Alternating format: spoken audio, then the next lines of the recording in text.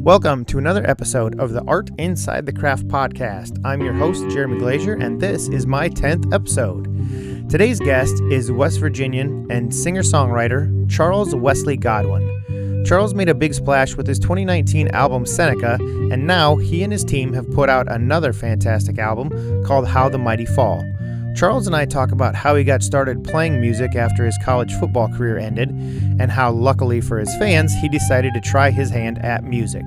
Because of his unique voice and singing style, he often gets comparisons to a lot of musical legends, including the great Gordon Lightfoot. And the more you listen to his music, I think what you hear is the sincerity with which he approaches his craft.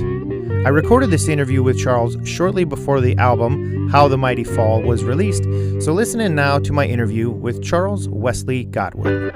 First of all, I always kind of like to ask my guests just to kind of give us a little bit of an origin story, I guess. Tell us a little bit about where you're from, how you ended up getting into music, and kind of, I guess, specifically like when you started writing your own songs and kind of performing them out live. Yeah, I'm from Morgantown, West Virginia, born and raised, and I actually didn't grow up playing music. I always played sports and stuff growing up, and when I got into college, and I couldn't play sports anymore, and that had kind of always been how I'd fill up a lot of my free time, besides hunting and fishing. So I wanted to find, some productive hobbies to do, just so I wouldn't have so much time just watching TV and doing nothing. So, Sure. yeah, honestly, I just picked up a guitar to have something productive to do, just another little hobby to work on during my free time. And it didn't come quick at all, to be honest. I probably couldn't string chords together to actually play like a simple song for about a year. Oh, yeah. And then once that happened, though, I'd kind of sing, whatever songs it was that I wanted to learn, and friends, would overhear me just in my apartment or something, and went on a study abroad and kind of brought my guitar along as well. Just really enjoyed it. It was therapeutic just to kind of strum it in the evenings. Never really sought out to play in front of people.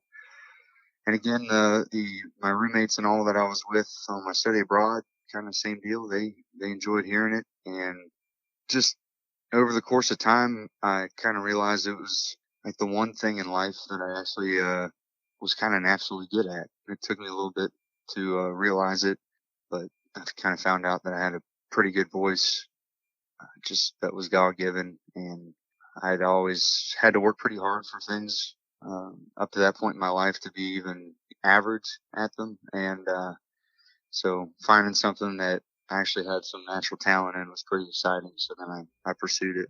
That's kind of how I got into it. Wow. You never sang or anything before and was like, man, I'm good at this. No. Yeah. Never Really? even sang growing up. I wouldn't even sing in church. I just figured I was bad. Wow. That's crazy. Yeah. Yeah. I wish I would have played growing up, but there's no way you can know about something until you find out. Right. I wish somebody would have tapped me on the shoulder as a kid and said, hey, you'll be a lot better at this thing than you will be basketball or football. Sure. Wow. And then, so how long before you did that did you kind of start writing songs after you figured out how to play the guitar? Did you kind of decide to start writing, or? It was kind of like, it was after I'd started playing gigs. I played in a bluegrass band with my friends in college, and I really enjoyed that. Like, I had a ton of fun, and I kind of had it in my mind. I was like, you know what? This is what I want to do for a living. So then I was like, well, you can't do it for a living in any kind of big way unless you make your own music. That's what I thought. As a singer, I can't, I'm really not that good at guitar. So then I started trying to write songs because I just knew that I needed to. And then once I started doing that, then I kind of realized in that as well that I really, really loved it. And it wasn't by any means a forced labor once I actually got started. It doesn't mean I wrote well to begin with, but I enjoyed it. Yeah, well, you definitely nailed the songwriting and singing. Yeah, so. thanks. Thanks, man. Yeah, and I know you got the new album is coming out in November, Yeah. called How the Mighty Fall, and that you're promoting that quite a bit. But I kind of wanted to start a little bit further back from where I actually caught up with you, which is I photographed your show at Woolies in Des Moines. Yeah. That was really a great turnout. And I would just kind of wanted to know, like, how has touring and everything been for you getting, out on the road over the past year? Has it been tough, or have you been able to still kind of get out and play a lot of places? Yeah. This year, starting in April, I really got back to work. And it's been really good. I've had people show up everywhere I've been, and, a certain number of folks at the very least know the songs and sing along to them. And, that's something to be grateful for. I'm not, I know I'm not like setting the world on fire, packing theaters and stuff like that, but I'm happy to be where I'm at and just enjoying the process of trying to build something special. Obviously last year there wasn't a whole bunch of work.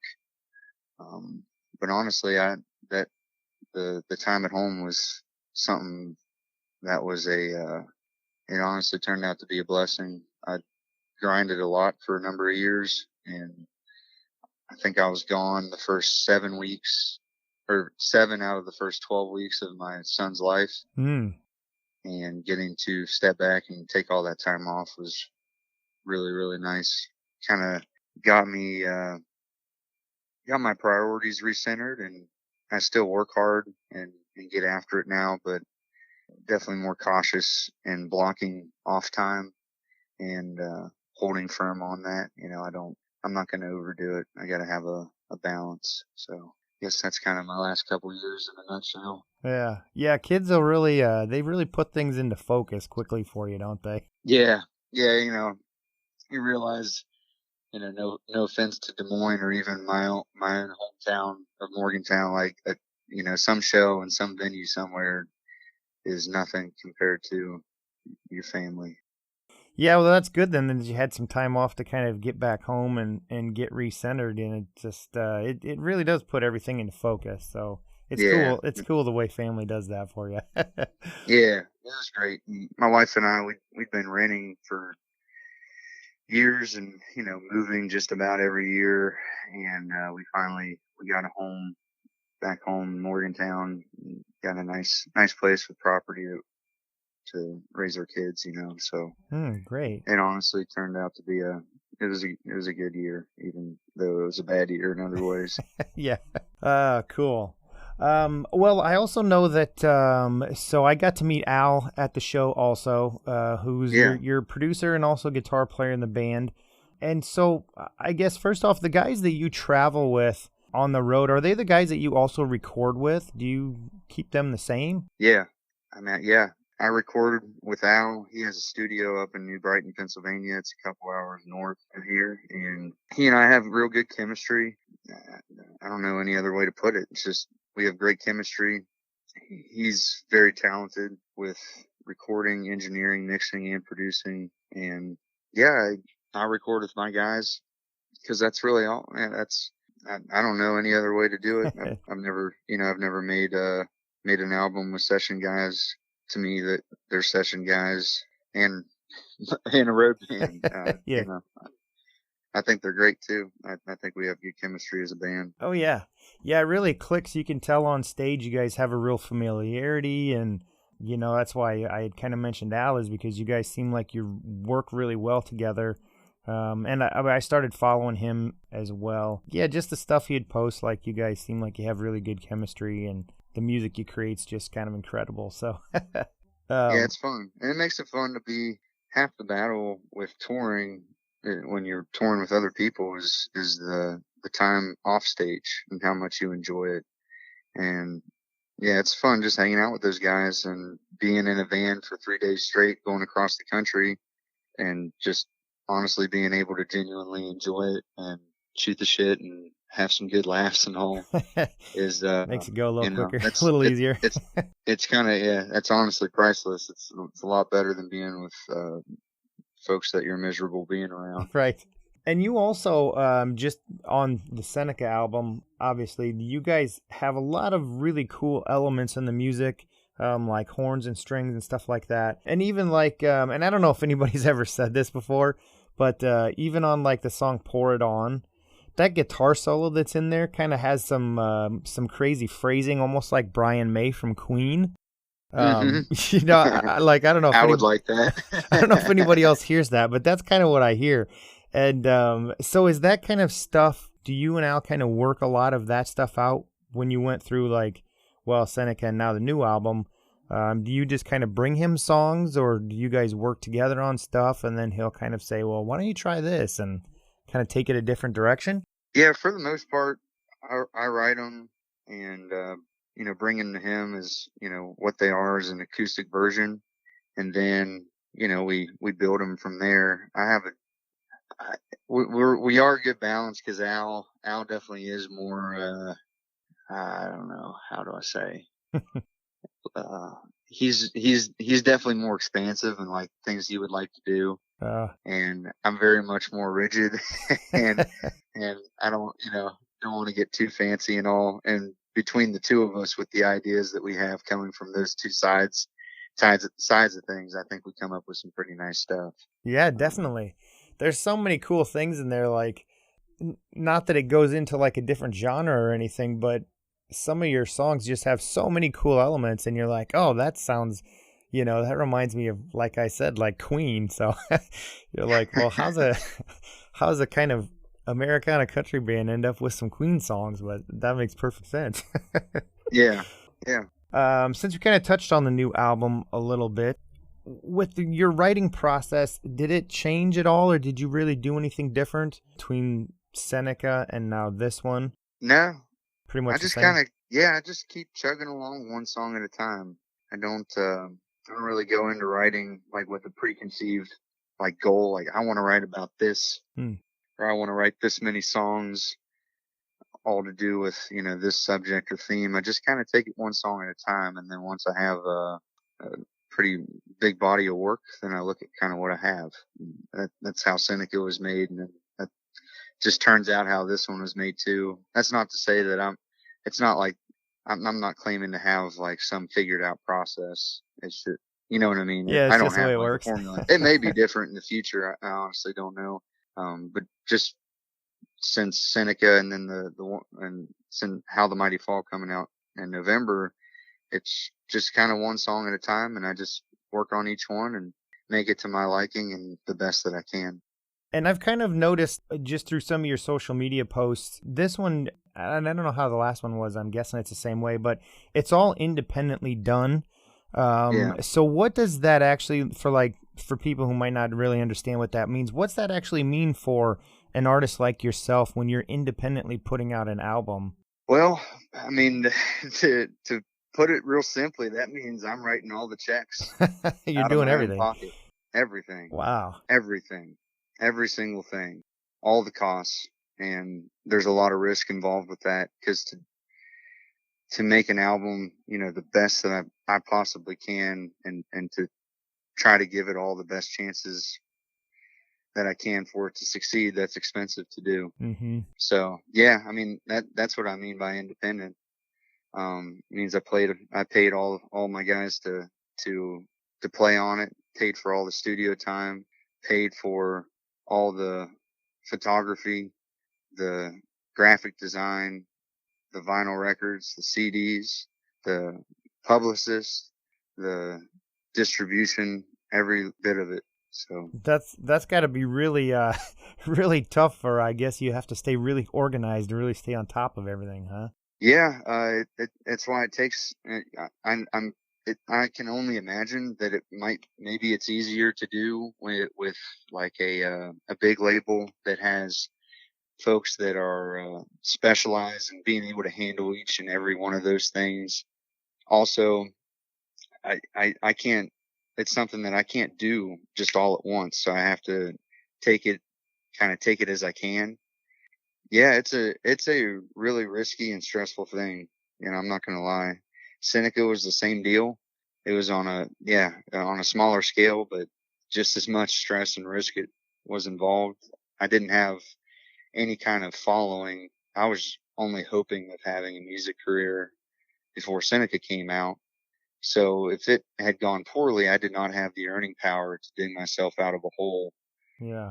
With this one, it's just as stressful and everything, but I do have a little bit of comfort that I at least I have the ability to dig it myself out of a hole if it ends up bombing, which Sure. it might bomb, man. I You doubt know, it. well, there's no certainties in music. It's such a subjective thing, Right. so I'm not going to pretend to act, I'm not going to act like I'm sure that it'll do well. Like, hell, and the day after it gets released, maybe everybody under the sun might just say, "Hey, that guy needs to hang it up. I'm not going to see him." And I might have to. If I'm that happens, I think we'll have slipped into an alternate universe or something. Well, yeah, I hope it doesn't happen, but I'm definitely, I try not to be delusional. So, to go into things with a sober understanding of what can happen, good and bad, seems to have always served me well in life. Yeah. And you're even offering a couple of different vinyl options. Yeah. Did you kind of have to limit like the number of vinyls that you put out, or did you just kind of say, well, I want half the order this way, half this way? And No, honestly, I got as many vinyls as I could afford. I would have gotten more if I could have, but I, I bought as many as I could at the time I ordered it. And yeah, the blue vinyl, I just thought, my team at True Grit kind of, they, showed that as an option that we could do. And I just thought it would make it an even cooler package. This time, since I was able to kind of put more into the vinyls and everything, there's like an insert inside with a bunch of pictures from the album making process cool. and stuff. So yeah, it's a little bit more of a package this time, which is really cool. I was happy to get to do that. Yeah, I just thought the blue vinyl would be just another thing that somebody would kind of just enjoy it even more. Yeah. Did you kind of notice when you were out on the road, like from the merch stand, were you kind of surprised with how many people were picking up vinyl, or? Yeah. I mean, just since the first vinyl I ever had of my own to sell was Seneca. And once I took that out for the first time, I kind of figured out that I sell vinyls probably 3 to 1 over CDs. Wow. So I mean, it's just honestly, if I had to not make one or the other, CDs would be the thing that I wouldn't make. That's just how it is now. I didn't know it until I went out and was selling it, but yeah, that's how it is. Yeah, I'm a huge vinyl fan, so every time I go to a show, in fact, I picked up your vinyl at the show, and I kind of find a lot of people, even if they don't have like a turntable, they still like to get the album, get it signed, hang it up on the wall. So it's really cool. Yeah, I think that's definitely the case. It seems like a lot of folks get it signed, and yeah, just I sell so many of them. I can't imagine that all those people have like record players in their living room or something. So, but yeah, it's kind of interesting how that's kind of come back around. Yeah, and so like we were saying, I kind of think Seneca was like it seemed to me like it was a real grand slam as far as the album, like the quality, the songwriting, the songs that you chose to pick on there was just really a fantastic album. And the first single, Laying Low, obviously is even another step forward into that, and really hasn't lost a step off of your sound. What are you kind of hearing from people so far that have heard Laying Low? Have you been getting a lot of good feedback since it's been put out? It seems like it. I try not to get too consumed in it because it kind of it messes with you mentally if you hear people like chopping up something that's as personal as music is. Oh, sure. I've kind of found out it's just easier for me just to not know. But it just, what does get through to me, which is basically just folks that comment specifically on my social media. It seems like everybody enjoys it, and that's all I can ask for. The song's just it's just a song that I wrote because I enjoyed it. I think there's this little bit of therapy in each song that I write for myself, and the fact that other people enjoy it it just makes it all the sweeter. And so the album's actually coming out in November. What are you are you having like a drop day event going on? Are you going to be out on the road? There's a couple personal things actually earlier in the year that some folks in my band had requested for what's now going to be the release week to be off. And I'd given them my word. So, that was going to be off. And it's also, I mean, it kind of sounds silly, but it's really, I mean, it's really not to me. That's the, usually the best week of the rut for bow hunting in West Virginia, at least that first week of November. So I kind of also planned on having that week off anyways, so I could be up in a tree stand. So the week that it comes out, that's cool. Especially, the morning that it comes out, I'll probably be out hunting and, just hoping that maybe it does well. Maybe some, maybe like some, Facebook Lives from the tree stand or something. Yeah, if I had service, maybe, but yeah, I won't even have service. Oh, so man. That's funny. I'll be kind of out of it. But yeah, and then, I think the next week we got to get back to work. Mm-hmm. But yeah, as far as like some special event or something, nothing. I don't think I don't think I'm really going to have one for this one. It'll just be kind of going back and keep playing shows, the week after. And that'll just be wherever my booking, agency kind of sends me. Very cool. And then back out on a nationwide tour again, hopefully. And, try to get as much in as I can before the end of the year, before winter comes. Fantastic. Well, I appreciate your time. Thanks. Well, thanks, Jeremy. I appreciate you, having me on and kind of helping me spread the word, man, honestly. A tremendous thank you to Charles for taking some time to discuss his music with me. I urge you to grab one of his albums or catch him at a live show. You will definitely not be disappointed. Thank you to my sponsors, Black Cat Bone Productions and Pure Mountain Coffee.